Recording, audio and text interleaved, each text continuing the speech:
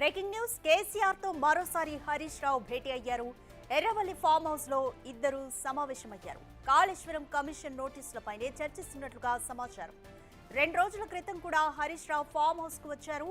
కేసీఆర్ తో గంటకు పైగా చర్చించారు. ఇవాళ మరోసారి మీటింగ్ అవ్వడం చర్చనీయాంశమైంది.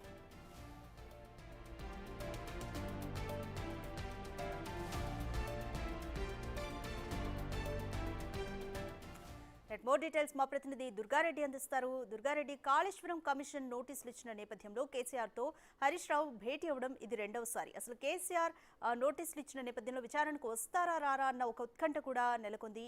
ఈ నేపథ్యంలో వీరిద్దరూ మీట్ అవ్వడం అనేది ప్రాధాన్యత సంతరించుకుంది. కంప్లీట్ డీటెయిల్స్ ఏ విధంగా ఉన్నాయి?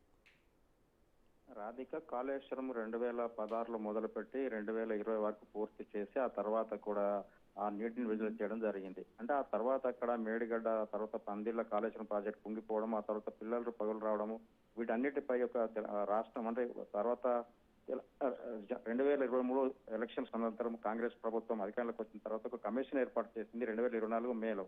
అంటే దాదాపు ఒక సంవత్సరం పాటు వివిధ ఇంజనీర్లు, కాళేశ్వరం ప్రాజెక్టులో పనిచేసిన ఇంజనీర్లు, కాంట్రాక్టర్ను, ఆ తర్వాత వివిధ విభాగాలకు సంబంధించిన వాళ్ళందరినీ కూడా పిలిచి ఒక కమిషన్ వాళ్ళ ముందు కూడా ఏమేమి జరిగింది, ఎందుకు కుంగిపోయింది, ఎక్కడ నిర్మాణం చేశారు, అంచనా వ్యయం పెరిగిందా, లేకుంటే అసలు ఎప్పుడు మొదలు పెట్టారనే దానిపై కూడా పూర్తిగా కులంకుశంగా కూడా చర్చించిన తర్వాత రాష్ట్ర మాజీ ముఖ్యమంత్రి చంద్రశేఖర్ రావుకు, అదేవిధంగా ఆనాటి ఇరిగేషన్ శాఖ మంత్రి తన్నీర్ హరీష్ రావుకు అంటే వీళ్ళంతా కూడా ప్రధానంగా ఉన్నారు. దాంతో పాటు ఆనాడు ఆర్థిక శాఖ మంత్రిగా ఉన్న ఈటల రాజేందర్ కూడా జస్టిస్ ఘోష్ వాళ్ళు మాత్రము నోటీసులు జారీ చేశారు, పోస్టర్లకు పంపించారు, నేరు కూడా అందించే అవకాశాలున్నాయి. అంటే వాటిని తీసుకున్న తర్వాత వాడు అంటే జూన్ 5 నాడు మాత్రము రాష్ట్ర మాజీ ముఖ్యమంత్రి చంద్రశేఖర్ రావు, జూన్ 6 నాడు ఇరిగేషన్ శాఖ మంత్రి ఆనాడు హరీష్ రావులు కూడా భేటీ కావాలనేది. వాళ్ళకు వచ్చేటప్పుడు కూడా కాళేశ్వరం ప్రాజెక్టు సంబంధించిన నివేదిక కూడా పూర్తిగా తీసుకురావాలి. ఆ రోజు మీరు ప్రణాళిక ఏ విధంగా చేపట్టారనే దాని మీద కూడా వివరాలు అడుగుతామని చెప్పి కూడా నోటీసులో ఉన్న సారాంశం అంటే ఉండొచ్చు అని చెప్పి కూడా వీళ్ళు ప్రధానంగా అంతకుముందు అంటే 2 రోజుల క్రితమే కేసీఆర్ ఫామ్ హౌస్ హరీష్ రావు, ఆర్థిక శాఖ మంత్రిగా ఉన్న హరీష్ రావు ఆనాడు వీళ్ళు వెళ్ళడం జరిగింది. దీంతో పాటు ఈ రోజు మాత్రం హరీష్ రావుతో పాటు ఇంకెవరెవరు కేసీఆర్ ను మీట్ అయ్యారు? ఇందులో కేటీఆర్ పేరు కూడా వినిపిస్తుంది, వాస్తవం ఎంత?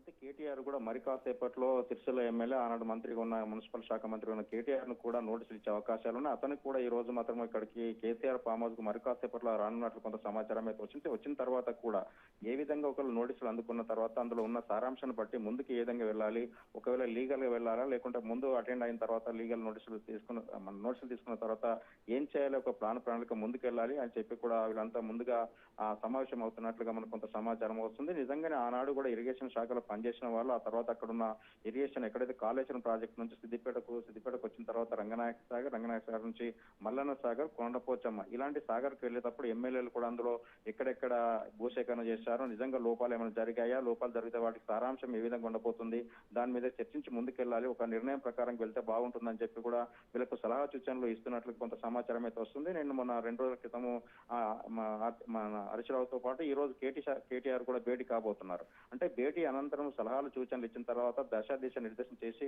ముందుకెళ్లాలి అనే ఆలోచనతో మాత్రమే ఈ యొక్క భేటీ అవుతున్నట్లుగా మనకు కొంత సమాచారం అయితే వస్తుంది రాధిక. దీంతో పాటు ఎమ్మెల్యేలు కూడా అంటే దాదాపు ఎక్కడ కూడా లూజ్ టాక్ చేయకుండా, ఎక్కడన్నా ప్రెస్ మీట్ పెట్టినా కానీ లేకుంటే ఎక్కడన్నా మీడియా వాళ్ళు అడిగినా కానీ కాళేశ్వరం ప్రాజెక్టు పై ఎవరు కూడా మాట్లాడకుండా ఇలా ముందుకెళ్లాలి, నోటీసుల సారాంశాన్ని బట్టి ఎవరెవరు మాట్లాడాలనే అంశాన్ని కూడా వాళ్ళు పూర్తిగా ఈ సమావేశంలో కొంత నిర్ణయం తీసుకునే అవకాశాలు అయితే మనకు తెలుస్తున్నది. దీంతో పాటు కాళేశ్వరంలో 69,000 కోట్ల నుంచి దాదాపు 84,000 కోట్ల వరకు కూడా వివిధ బ్యాంకుల్లో వీళ్ళు తీసుకొని రుణాలు అంటే బ్యాంకుల ద్వారా తీసుకొని కాళేశ్వరం ప్రాజెక్ట్ నిర్మాణం చేసినట్లుగా ఆనాడు వీళ్ళు అధికారం ఉన్నప్పుడు ఆ నివేదిక సమర్పించడం జరిగింది. దాని తర్వాత 97,000 కోట్ల వరకు కూడా అంచనా వ్యయం పెరిగింది. దీంతో ఎన్ని కోట్లు ఏమన్నా అవకతవకలు అక్రమాలు చోటు చేసుకున్నాయా, లేకుంటే నిజంగా మేడిగడ్డ కాళేశ్వరం దగ్గర ఎక్కడ ప్రణాళిక ప్రకారంగా ముందుకు మార్చారా, కొన్ని చోట్ల కూడా అక్కడ ఏర్పడుతున్న సమయానుకూలంగా ఉత్పన్నమవుతున్న సాంకేతిక పరిజ్ఞానం అంటే సమస్యలు తీసుకొని కొన్ని చోట్ల మార్పులు జరిగాయని చెప్పి కూడా వాటికి ముందు వెళ్ళాలని ఆలోచనతో కొంత నిర్ణయం తీసుకున్నట్లుగా నిర్ణయం తీసుకునే విధంగా కూడా అంతా ప్లాన్ చేసుకుంటున్నట్లు కొంత సమాచారం అవుతుంది. నిజంగానే దీన్ని చూస్తే దాదాపు అంచనా వ్యయం పెరిగినా కానీ ఒకవేళ తొందరగా ప్రాజెక్టు నిర్మాణం తెలంగాణ రాష్ట్రంలోనే ఇంత పెద్ద భారీ ప్రాజెక్టు అంటే ఇప్పుడు దేశంలోనే మొదటిసారి అని చెప్పి తెలిసింది. వీళ్ళు నిజంగానే 2014 అధికారంలోకి వచ్చిన తర్వాత కేసీఆర్ ముఖ్యమంత్రి తీసుకున్న నిర్ణయం వల్ల ప్రాజెక్టు ముందుకెళ్ళింది. కానీ అతి తొందరగా నిర్మాణ ప్రాజెక్టు అయింది. ఇందులో లోపాల వల్ల కూలిపోయిందా లేకుంటే ఇంకేమైనా సాంకేతిక సమస్యల వల్ల ఇటువంటి సమస్య తలెత్తిందని కూడా దానికి కూడా ఆన్సర్ ఇచ్చే అవకాశాలు అయితే కనిపిస్తున్నాయి. Thank you Durga Reddy. Erravalli farm house లో కేసీఆర్ తో హరీష్ రావు మరోసారి భేటీ అయ్యారు. కాళేశ్వరం కమిషన్ నోటీసులపైనే చర్చిస్తున్నట్లుగా అయితే సమాచారం.